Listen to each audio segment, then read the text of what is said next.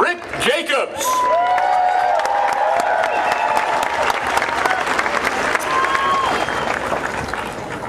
Thank you very much. The only thing that may be worse than standing between a tired crowd and water is standing between Lance Black and Cleve Jones. I have written a book, which I will now read to you, slowly. You know, I want to talk about why we're here, and I want to do it very quickly, because we're here because of you, and we're here because of Fresno. When we talk about meet in the middle, what do we mean, meet in the middle? What do we mean, meet in the middle? Well, ground zero a little bit, yeah. Ground zero is everywhere we live. You know, we live in a revolutionary time. It's a revolutionary time. When is the last time somebody said to you, sound as the dollar? What'd you think about that? How about, well, you can take it to the bank? What'd you think about that? Or maybe somebody might have said to you, oh, don't worry, Grandpa left you an insurance policy. I was heartened today to note that the warranty on my General Motors car is safe.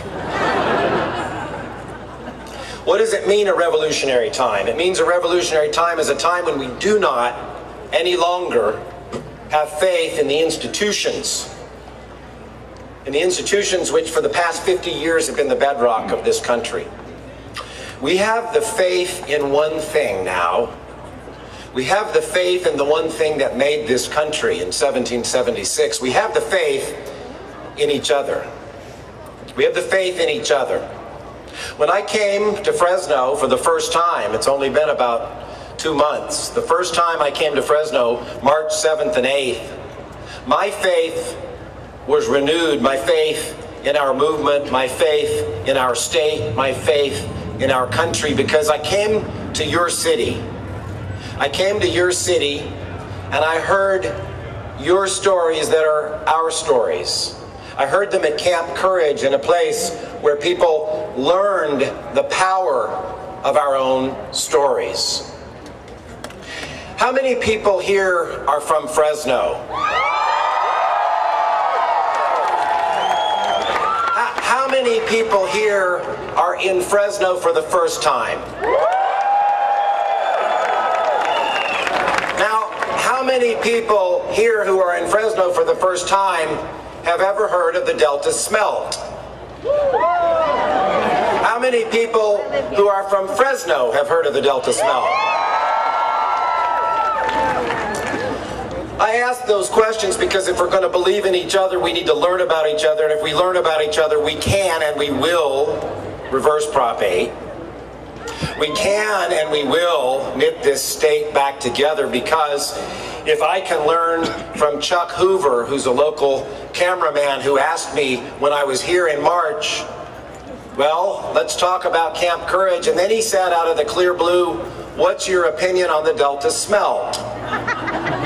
Well, it isn't very funny to folks in Fresno, because it's your life, isn't it? It's water and it's agriculture and it's everything that matters here. It's everything that matters here. And so when we come here today, we're here as much to listen and to learn as we are to tell. I want to close with this. Behind me is a very large banner on a beautiful building. That banner is our future.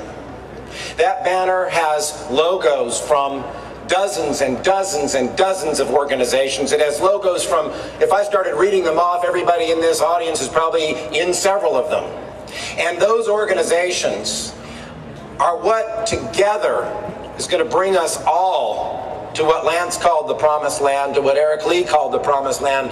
The Promised Land is a very simple place here in California. The Promised Land is a land of equality. It's a land that understands each other. It's a land that delivers equality and water for all.